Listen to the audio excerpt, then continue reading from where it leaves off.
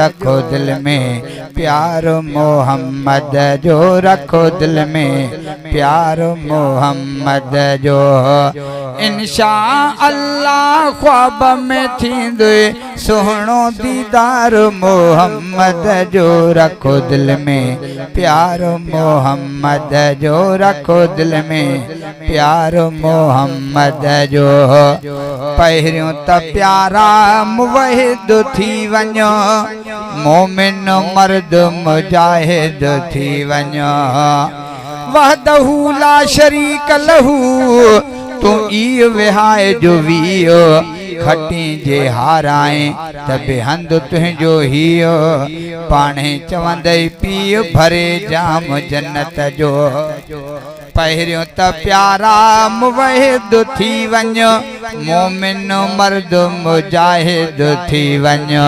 सुन्नत जो तू पाबंद थी वञो, ताबेदार मोहम्मद जो रखो दिल में, प्यार मोहम्मद जो रखो दिल में, प्यार मोहम्मद जो।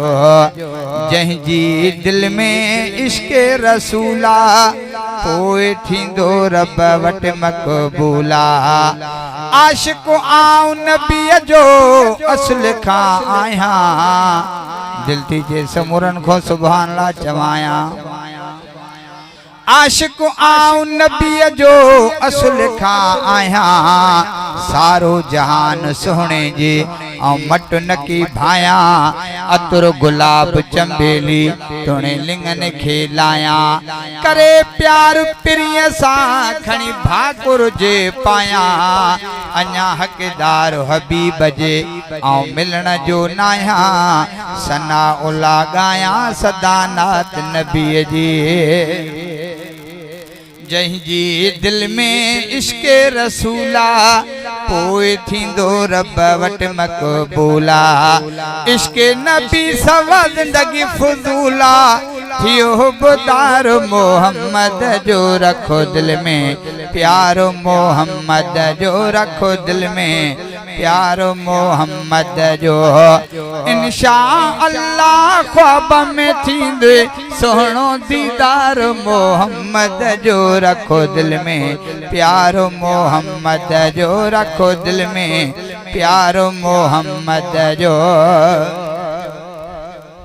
सोहणे नबीअ जी दे तू गुलामी, भरे अच रोज़ ते सलामी। चओ न इंशाअल्लाह।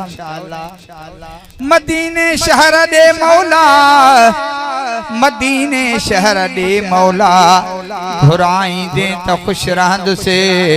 रोज़ो पाक रसूल जो तू पसाई दे त खुश रहंदुसे। सुठो पानी आबे ज़मज़म पियारी दे त खुश रहंदुसे। तवाफ काबतुल्लाह जो कराई दे त खुश रहंदुसे। गुनहगार गरीब धनी बख्श मौला वरी घुराई दे त खुश रहंदुसे।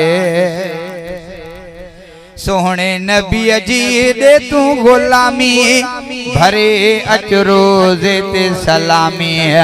मिठड़ो मोहम्मद शाफी थींदुई, मिठड़ो मोहम्मद शाफी थींदुई। ॾिसी अच तू पार मोहम्मद जो रखो दिल में, प्यार मोहम्मद जो रखो दिल में, प्यार मोहम्मद जो। धनी बख्श चाचड़ नात पढ़ंदो कर, नात सां गॾु सलवात पढ़ंदो कर। तू भी पढ़ सल्लल्लाहु अलैहि वसल्लम। धनी बख्श चाचड़ नात पढ़ंदो कर, नात सां गॾु सलवात पढ़ंदो कर। मौत तुंहिंजो ईमान ते थींदो, कर ज़िक्र पियो यार मोहम्मद जो रखो दिल में, प्यार मोहम्मद जो रखो दिल में, प्यार मोहम्मद जो। इंशा अल्लाह ख्वाब में थींदुई सुहणो दीदार मोहम्मद जो रखो दिल में, प्यार मोहम्मद जो रखो दिल में, प्यार मोहम्मद जो।